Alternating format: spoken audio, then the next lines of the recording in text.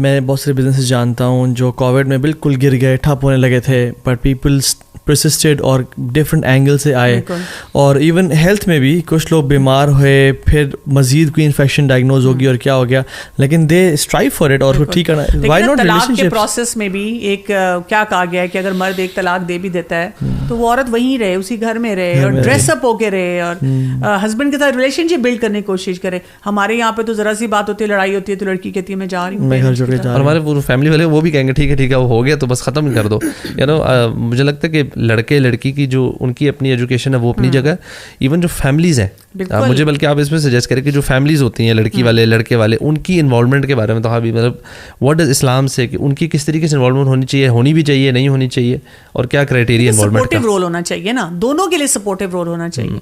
Actually हम ना basic principles को नहीं देखते, यानी दोनों साइड जो है ना वो अपने अपने वो बन जाते हैं, जैसे समझेंगे वो कोई पार्टीबाजी बन जाती है कि वो बस वो ब्लाइंडली अपनी पार्टी को फेवर कर रहे होते हैं, हालांकि उनको पता होता है कि मेरे बच्चे के भी ये चैलेंजेस हो सकते हैं. और असल बात ये होनी चाहिए कि उनका घर टूटने से बचना चाहिए. और अगर हमें लगता है कि हमारी किसी बात से, किसी इन्वॉल्वमेंट से कोई भी बात आगे ऐसी आ रही है तो हमें अपने आप को रोकना चाहिए, हमें अपने आप को थोड़ा सा करना चाहिए. मैं आज ही किसी से बात करी थी कि देखिए मैं कोशिश करती हूँ कि मैं अपनी बहुओं के साथ जो है एक इंसाफ के साथ रहूँ, लेकिन जब भी मुझे कोई सिचुएशन नजर आती है ना तो पहली मेरे दिल में हमदर्दी अपने बेटे के लिए आती है. It is such a natural emotion. बिल्कुल बिल्कुल ठीक है. लेकिन फिर मैं अपने आप को स्किलफुली देखती हूँ कि भाई नहीं, ये अगर इस वक्त जो मेरी बहू चाह रही है तो ये वो सही बात कर रही है, चाहे मेरा दिल बड़ा अपने बेटे के लिए वो हो रहा है, लेकिन वो सही बात कर रही है तो लेट मी मूव बैक, मैं थोड़ा सा पीछे हो जाऊं. और वो अगर खुश हैं और वो अपने मसले को खुद हल कर रहे हैं इस तरह तो लेट मी. और पेरेंट्स अपने बच्चों को गलत कभी एक्सेप्ट करना भी नहीं चाहते. इवन हम जब जो पेरेंट्स जिनके बच्चे ड्रग्स या उसमें भी होते हैं ना, हम काउंसलिंग के लिए जब जाते हैं तो वो कहते हैं नहीं है बहुत अच्छा, बहुत चाहिए सब कुछ, बस वो थोड़ा बहुत अच्छा. ये जो है ना जो फैमिली वाले हैं जो जासूसी करते हैं, they want to hear the news currently क्या चल रहा है हस्बैंड वाइफ में, ये बहुत बड़ा खाली फैमिली वाले नहीं है, तो पूरी बरादरी माशरा हर कोई जानना चाहता है कि जी कैसा चल रहा है सिस्टम ना.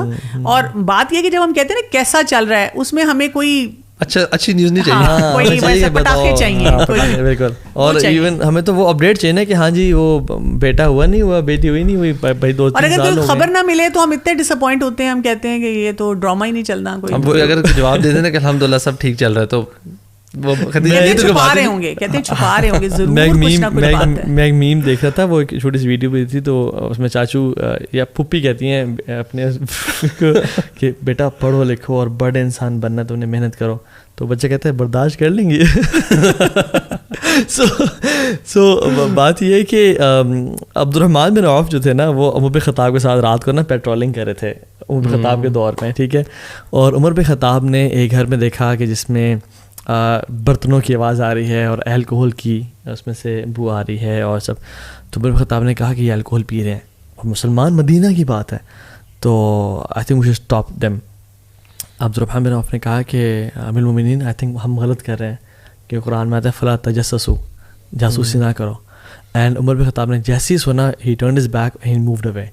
तो बात यह है कि यानी सुबहानअल्लाह एक दूसरे घर में क्या चल रहा है, इवन बहू दूसरे पोर्शन में रह रही है तो ठीक है, अगर आपके पास बहू और बेटा दोनों आते हैं कि हमें हेल्प करें तो फिर ठीक है, लेकिन बार बार यानी उसमें जाना या इवन ख़ानदान वालों का बीच में पढ़ना कि और सुनाओ हाँ तुम बड़ी ज़्यादती हो रही है, तो ये एक बड़ा मसला है. पता है क्या बात है, अगर हस्बैंड वाइफ अपने रिलेशनशिप को स्ट्रॉन्ग कर लेंगे ना तो ये मसले भी मिनिमाइज हो जाएंगे. होता ये कि उनका ऑलरेडी रिलेशनशिप इतना स्ट्रॉन्ग नहीं होता, फिर बाकी लोगों की जो इंटरफेरेंस होती है अपनी तरफ से, वो चाहे वही बात है खराबी के लिए भी ना कर रहे हूँ, लेकिन वो कुछ ना कुछ ऐसी बात हो जाती है कि जो ऑलरेडी उनका ब्रीच रिलेशनशिप है उसमें मसले आ जाते हैं. और वैसे मैंने देखा जिन ख़वातीन में ये कैपेबिलिटी होती है ना कि वो बात बाहर ना करें और बेडरूम की बात बेडरूम तक ही रहें, उनके हस्बैंड उनकी इतनी रिस्पेक्ट करते हैं कि बेहद.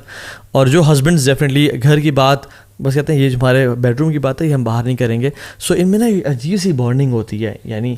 हाँ बस उसमें मैं ये ज़रूर कहती हूँ क्योंकि आजकल वही मैं टॉक्सिक उस पे जाऊँगी रिलेशनशिप में, कई बच्चियाँ हमारी जब ऐसी बात सुनती हैं ना तो और यही बार मर्द हजरात भी, अगर वो समझते हैं कि नहीं हमें घर की बात बाहर नहीं करनी है और उनके इतने मसले मसाइल इतने अब्यूजेस आ जाते हैं. हमें ना आजकल के दौर में जहाँ बच्चों को नॉर्म सिखाना है, क्योंकि हम एक फितनों के दौर में रह रहे हैं, वहाँ पर उनको अब्यूज़ के बारे में भी अवेयरनेस देनी है कि जी ड्रग्स हैं, ये भी एक किस्म का अब्यूज है, शराब पिए जा रहा है, नशा कर रहा है, मारता है बहुत ज़्यादा। और इवन मेरे पास अब ऐसे केसेस भी आते हैं जिसमें वो औरत मर्द को मार रही है। औरतें भी अब इस वक्त जो है माशाल्लाह ऐसी हो चुकी हुई हैं कि वो इंडिपेंडेंस के चक्कर में या उनका जो है उन्होंने कंट्रोलिंग बिहेवियर्स हैं। अच्छा, ये बताएं जो आपने वो कंट्रोलिंग नेचर और एटीट्यूड की बात की, यूजुअली मर्दों में होता है, क्या भी खवातीन में भी कंट्रोलिंग एटीट्यूड, अथॉरिटेटिव बिहेवियर? बिल्कुल हो सकता है। आप देखिए मर्द को इसलिए कवाम बनाया गया है कि वो ना एक बाउंड्री सेट करता है कि ये बाउंड्री है, यहाँ तक रहना है। लेकिन उसमें मैं ये ज़रूर कहूँगी कि मुझे ना ये चीज़ बहुत ज़्यादा पसंद नहीं है, और मैं समझती हूँ मैं जितनी भी खवातीन से बात करती हूँ उनको पसंद नहीं है। और आपके प्रोग्राम के से मैं चाहूँगी कि मर्दों को ये समझ आए, शादी होती है ना, शुरू में बताना शुरू कर देते हैं मेरी अम्मी के साथ तुमने अच्छी तरह रहना है, मेरी अम्मी का ख्याल रखना है। भाई अगर आप शादी करके लाए, वो लड़की रखेगी क्यों नहीं रखेगी? लेकिन ना ये एक बड़ा ऑफेंस है जो कि दिया जाता है, शर्तें बता दी जाती हैं, तुमने ये जरूर करना है, तुमने ऐसे नहीं करना, तुमने अपनी अम्मी के घर नहीं जाना, तुमने इस दिन नहीं जाना, तुमने ये नहीं करना। वो ऑलरेडी डिसलॉज होके आई हुई है, उसको भी प्यार मोहब्बत चाहिए, पैम्परिंग चाहिए। तो बड़ा मुझे लगता है कि स्ट्रेट अवे आप ना मिसट्रस्ट डेवलप करें, एज ऑफ यूर अज्यूमिंग ये नहीं करेगी सारा कुछ। तो ये आपने उस बेचारी को शुरू में ही कह दिया कि I don't have any expectations from you, I don't think you are capable, तो अब ये करना है। तो ये तो इंस्ट्रक्शंस देना तो प्लस देखिए वो किसी को लिए अच्छा नहीं होता। पहले तो ये काम होना चाहिए कि भाई let's get to know each other, let's try to understand. मैं तुम्हारी फैमिली को अंडरस्टैंड करूँ, तुम मेरी फैमिली को अंडरस्टैंड करो। मैंने तो इस वजह से अपने घर में एक रूल रखा हुआ है कि जब भी जो है मैंने अपने बेटों को कहा हुआ है कि जब भी बहू जाएगी अपने उधर मतलब मैके जाएगी तो you should go with her और you should spend all the time. हमारे तो घरों में ये भी बिल्कुल पसंद नहीं किया जाता कि मर्द जो है वो कहते हैं बेटा छोड़ के वापस आओ। मर्द तो तुम कहाँ जाके बैठ गए अपने ससुराल में? घर दमाद बोलते हैं इसको। तो घर दमाद हो गया जो रहना शुरू हो जाता है वहाँ पे पका पका थे वो। हाँ, लेकिन टेम्परेरीली को भी नहीं पसंद किया जाता। देखिए उस लड़के को जाना चाहिए, he should get to know the family. उसको वो देखे तो सही कि उसकी बीवी किस तरह के एनवायरनमेंट में रहती है, उसके वहाँ के क्या नॉर्म्स हैं। वो दिन रात अगर 2 दिन रहेगा तो उसको समझ आएगी, वो फिर आकर उसको अपने घर में उस तरह एडजस्ट करवाएगा, अपनी फैमिली को भी सिखाएगा कि जी ये लड़की क्या पसंद करती है। और ये मैंने सीरत से सीखी थी कि जब मैंने पढ़ा था कि वहाँ पे रसूलुल्लाह सल्लल्लाहु अलैहि वसल्लम 3 दिन के लिए शादी के बाद जाकर वो रहा करते थे निकाह के बाद उस घर में। तो मुझे बहुत बात अच्छी लगी थी जब हमारी टीचर ने बताया कि मर्द के लिए जरूरी है टू गेट टू नो। लड़की तो आ जाती है ना।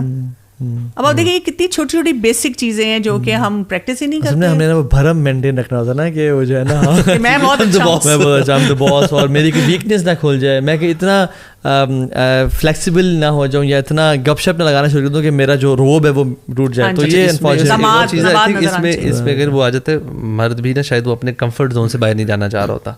उसको होता है यार मैं वहां जाऊंगा अनकंफर्टेबल होऊंगा। हाँ, तो अब वो ये जब वो जाएगा तो वो फिर ये सोचेगा ना कि मेरी बीवी के लिए कितना अनकंफर्टेबल है कि वो 20-25 साल एक घर में रही है और अब वो आई है नए घर में। उसको अभी कम अज कम मैं 5-6 साल तो दूं एडजस्ट होने के लिए। मैंने तो दूसरे दिन से उसको बता दिया कि तुम्हारे घर में जो भी होता था अब इस घर में तो ये तुम्हें ऐसे रहना पड़ेगा। और हम ये नहीं कह रहे कि ये फर्ज है आप पे कि आप रहें जाके, लेकिन ये just to know the family, उनकी डायनामिक्स क्या है, उनका घर का फर्ज कर लेंगे तो फायदा हो जाएगा ना। मर्दों को क्यों इतना आपसे एक पर्सनल क्वेश्चन है। आप जब सास बनी पहली दफा तो आपको कोई माइंडसेट जो भी आपने मतलब पढ़ा हुआ सारा कुछ, do you feel there is like mind shift होता है एकदम से? कोई फीलिंग्स टुवर्ड्स द बहू किस तरह की होती हैं या विद टाइम, मतलब हाउ डज द एवरेज सास आउट देयर शुड फील?